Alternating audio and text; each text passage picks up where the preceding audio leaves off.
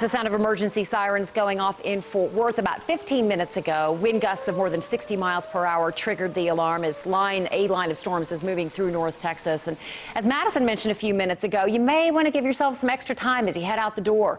The severe weather could make for a messy commute, certainly a slow one. CBS 11 photojournalist Jake Shannon is live in Dallas with a look at the roads there. Jake. Oh, Karen, it's definitely some white-knuckle driving this morning. You can see that the speeds that we're going way below the speed limit, people with their hazard lights on.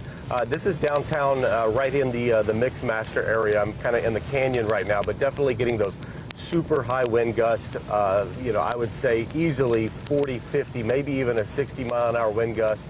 We're already starting to see power flashes. We're going to really have to monitor that power grid because I'm sure we're going to start seeing some power crews having to go and restore power in areas. And again, the windshield wipers are working overtime because this rain is just coming down in sheets. And if you do have to get out this morning, you're going to need to leave lots of extra time.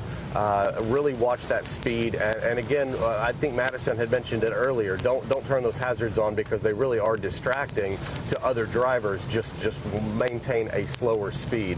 We'll continue to monitor the situation here in Dallas and bring you any updates as we get them. With Mobile 11, Jake Shannon, CBS 11 News. Jake, thank you. And a reminder, as you head out, you can keep track of the storms by downloading the CBS DFW weather app. It allows you to get real-time updates for your exact location.